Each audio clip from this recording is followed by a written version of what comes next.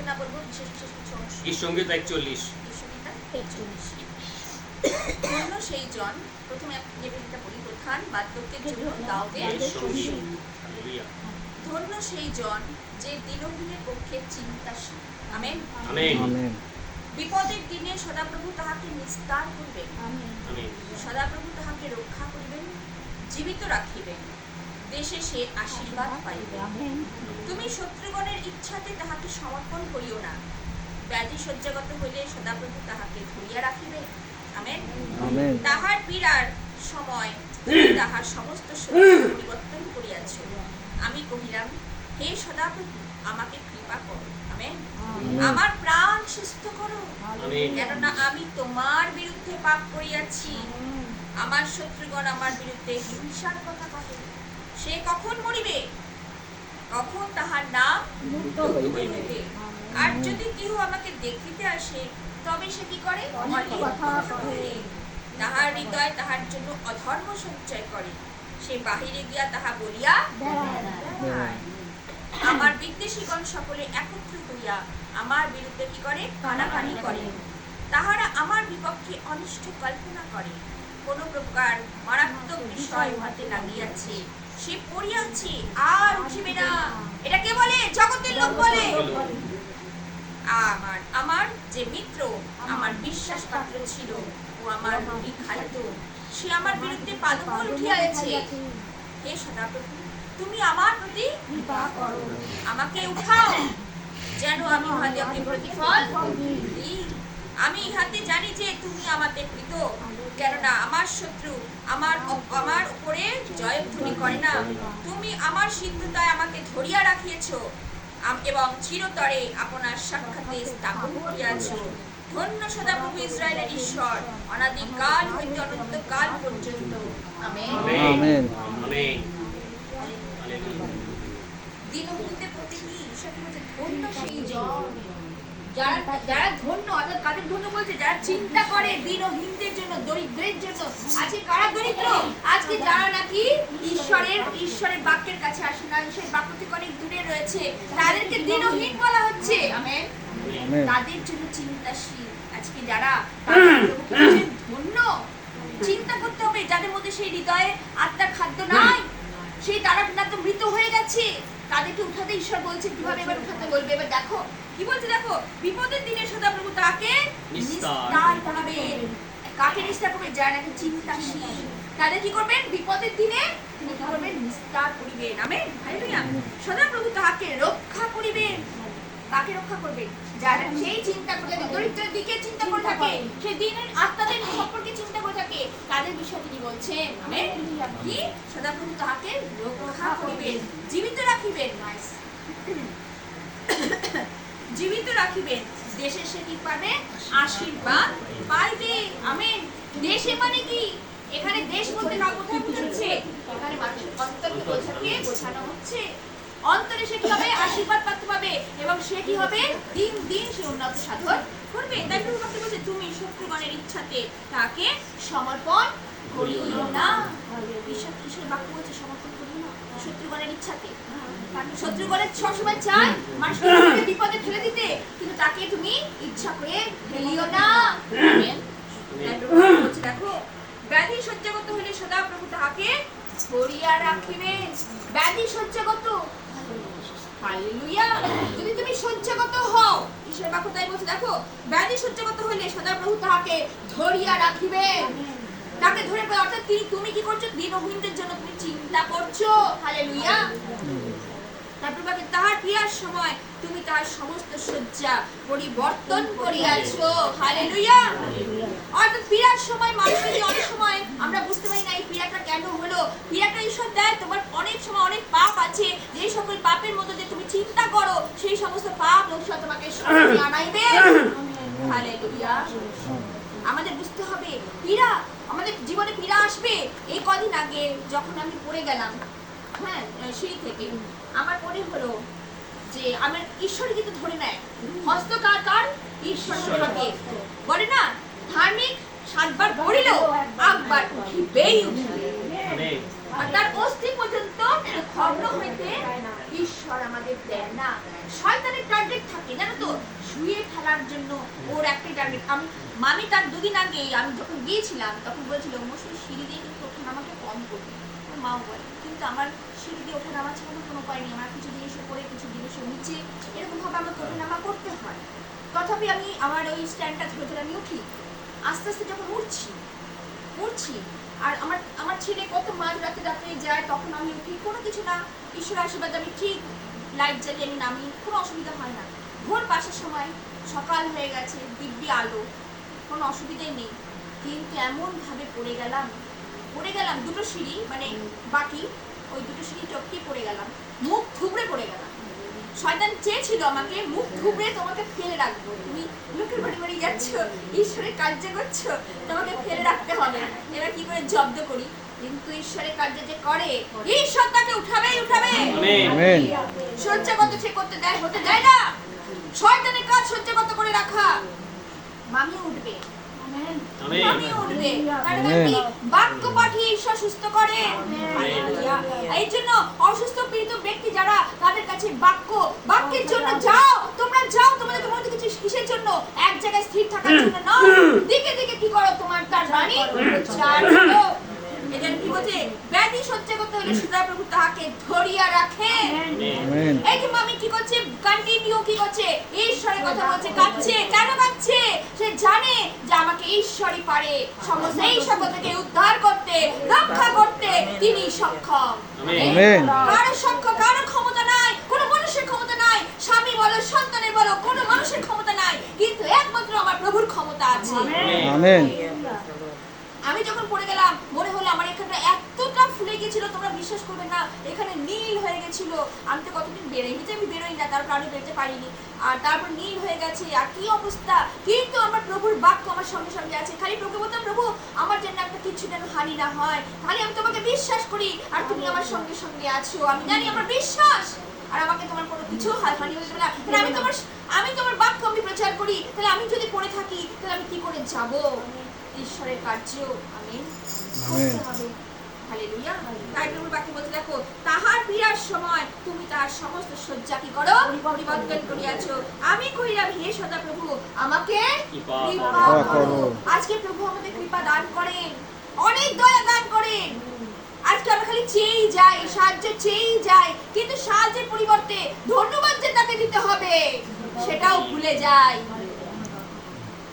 যখন সাহায্য চাই তখন খুব ভালো করে চেয়ে নি, আর পেয়ে নিলাম তো ধন্যবাদের কোনো বালাই নেই। ঈশ্বর এইভাবে এইরকম আত্মার অন্বেষণ তিনি করেন না। তিনি পবিত্র অন্তঃকরণ তিনি পছন্দ করেন, শুদ্ধ অন্তঃকরণ তিনি পছন্দ করেন, যে অন্তঃকরণে কোনো ছল নাই, প্রবঞ্চনা নাই, ঠক নাই। হালেলুয়া। সেই সকল অন্তঃকরণ যখন ঈশ্বরের সামনে আসে আর তিনি নৈবেদ্য কি করেন, গ্রহণ করেন, সেই সকল ধন্যবাদ তিনি কি করেন, গ্রহণ করেন। হালেলুয়া। ধন্যবাদ বলছে, আমার প্রাণ সুস্থ করো। আজকে আমাদের প্রাণটাকে তিনি সুস্থ করেন, আত্মাটাকে তিনি সুস্থ করেন। কি দিয়ে সুস্থ করেন? ঈশ্বরের, জগতের ঔষধপত্র কিছু না, জগতের মানুষের কথাই নয়, একমাত্র ঈশ্বরের বাক্যে, তার মুখ নিঃসৃত বাক্যে আমাদের অন্তঃকরণ কি হয়, শুচি শুভ্র হয়, সুস্থ হয়। এই অন্তঃকরণের সাথে সাথে আমাদের দেহ সুস্থতা লাভ করে। এই জন্য রোগীদের কাছে যেতে হয়, যারা নাকি অসুস্থ পীড়িত তাদের কাছে যেতে হয়, গিয়ে কি করতে হয় বলেছে না, একজন নয়, দুজন নয়, তিনজন যখন হস্তার্পণ করবে, প্রার্থনা করবে, সেই সকল রোগী কি হবে, সুস্থতা লাভ করবে। ঈশ্বরের বাক্য বলে, তাই প্রভুর বাক্যে বলছে দেখো, আমার শত্রুগণ আমার বিরুদ্ধে হিংসার কথা কহে। কি কথা বলে? হিংসার কথা বলে। আজকে হিংসা, আমাদের বিরুদ্ধে অনেকের হিংসা আছে, কিন্তু সেই সকল দিকে তোমরা চোখ কেন থাকে? ঈশ্বরের বাক্য নিয়ে চলছো, ঈশ্বরকে সামনে নিয়ে চলবে। কে কি বলছে, এক কান্দে ঠকাবে, আরেক কান্দে বার করে দেবে। কারণ ঈশ্বর আমাদের পবিত্রতার ঈশ্বর। আমেন। তিনি মিত্রতার ঈশ্বর, তিনি শান্তির ঈশ্বর, তিনি শান্তি ভালোবাসেন। হালেলুয়া। তিনি আমাদের সাথে সন্ধি করেছেন। হালেলুয়া। কি দ্বারা শান্তি করেছেন? তার রক্ত দ্বারা তিনি আমাদের শান্তি করেছেন। হালেলুয়া। তার দেহ এবং রক্ত। হালেলুয়া। এই যে খ্রিস্ট জাতির মধ্য দিয়ে আমরা যখন যাই চাচ্ছি, খ্রিস্ট জাতির মধ্য দিয়ে আমরা দেহ এবং রক্তের মধ্য দিয়ে কি হয়, আমরা শুচি হই। Praise the lord. এই জন্য দেহ রক্ত আমাদের প্রয়োজন আছে। খ্রিস্ট জাগ সবসময় ফাদার বলে খ্রিস্ট জাগ হচ্ছে ইম্পর্টেন্ট। ক্রুশের পথ করে অনেকে চলে যায়, ক্রুশের পথ হচ্ছে সেখানে সন্তুষ্ট নয়, ঈশ্বর সন্তুষ্ট নয়। খ্রিস্ট জাগের মধ্য দিয়ে ঈশ্বর আমাদের অন্তরে আসেন। হালেলুয়া। আত্মা তাই বলছে সে কখন মরিবে, কখন তাহার নাম লুপ্ত হইবে। শত্রুগণের কথা বলা হচ্ছে, কখন তার নাম কি হবে?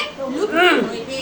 আর যদি কেহ আমাকে দেখিতে আসে, অর্থাৎ যারা কি যে পড়ে থাকে, হ্যাঁ, এই যে শয্যাশায়ী হয়ে পড়ে থাকে, তাদেরকে যারা দেখতে আসে, এবার বলছে কি, তবে তারা কি সে কি করে? অলিক কথা বলে, জগতের কথা বলে, না এরকম জগতের কথা বলে না, অমুক হলে ভালো হতো, তমুক হলে ভালো হতো, এর কাছে যা, তার কাছে যা, অনেক অনেক রকম কথা বলে। কিন্তু প্রভুর বাক্য কি বলছে? তাহার হৃদয় তাহার জন্য অধর্ম সঞ্চয় করে। অধর্ম, যারা হিংসার কথা বলে তাদের মধ্যে কি আছে? অধর্ম তারা কি করে? সঞ্চয় করে। সে বাহিরে গিয়া তাহা বলিয়া বেড়ায়, অমুক লোক ওই পাপের জন্য ভুগছে, কিন্তু একটা ধার্মিক লোক কখনো কি বলবে সে ওই কারণেই ভুগছে না? সে তার জন্য কি করবে? প্রার্থনা করবে। Amen, amen, amen. বিশ্বাসীরা এইভাবে তৈরি হয়। বিশ্বাসী তাহলে বলেছে কেন? বিশ্বাসী এবং অবিশ্বাসীর মধ্যে অনেক ফারাক আছে। অবিশ্বাসীরা বাইরে বাইরে গিয়ে দূরে দূরে গিয়ে বলবে ও অমুক ওই জন্য ওরকম হয়েছে, কিন্তু বিশ্বাসীরা গোপনে কি করবে? সমবেত হয়ে আরেকটা বিশ্বাসী, আরেকজন বিশ্বাসী, সমস্ত বিশ্বাসী এক জায়গা হয়ে তার জন্য প্রার্থনা করবে। আমেন। ঈশ্বর আত্মা। তাই প্রভুর বাক্যে বলছে, দেখো কত সুন্দর কথা, তার দণ্ডপ্রসন্ন সে বাইরে গিয়া বলে বেড়ে, আমার বিদ্বেষীগণ সকলে একত্র হইয়া আমার বিরুদ্ধে কি করে? কানাকানি করে। যারা বিদ্বেষীগণ মানে কি? যারা আমার ভালো চাইছে না, অন্য পক্ষ, তারা কি করছে? আমার বিরুদ্ধে কি করছে? কানাকানি, ফুসফাসানি, এই সব করে করে বেড়াচ্ছে। দাউদের কথা এগুলো বলছে, আজকে আমাদের জীবনে সেগুলি করছে। হালেলুয়া। তারপর বলছে, তাহারা আমার বিপক্ষে অনিষ্ট কি করে? কল্পনা করে, কোন প্রকার মারাত্মক বিষয় উহাদের লাগিয়াছে। এই যে বলছিলাম, কোনো কিছু মারাত্মক কিছু আছে, কিছু মারাত্মক গোপন ঘটিত রোগ, গোপন ঘটিত এই গোপন কিছু করেছে, তার জন্য এটা লেগে রয়েছে ওর শরীরে, ভুগছে। মানুষের কথা দেখো, ঈশ্বরের বাক্য তো আছে লেখা, দাউদের গীতে লিখে আছে, দেখো, দেখেছো? এবার বলছে সে পড়ে আছে, আর উঠিবে না, শত্রু কল্পনা করে নিয়েছে, আর উঠবে না, ও মরবেই মরবে। মানুষই অর্ধেক মেরে ফেলেছে, মানুষই অর্ধেক মেরে ফেলেছে, কিন্তু ঈশ্বরের কাজ যেখানে তোমরা বলো শেষ, প্রভু সেইখান থেকে কি করবেন? খাবে। আমেন। লোকে বলবে ও বেকা, বেকা, ও বেকেই যাচ্ছে, কিন্তু প্রভু বলবে আমি ওকে সুস্থ করবো, ওকে আমি শয্যাই করবো। আমেন।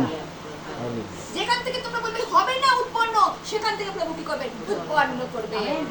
আমেন। প্রভুর কার্য শুনবো, কিন্তু তার জন্য কি করতে হবে? বাক্যের কাছে থাকবো, পবিত্র হৃদয় গ্রহণ আমরা যেন করি সবসময়, আর পবিত্রতা ভাবে জীবন যাপন করি।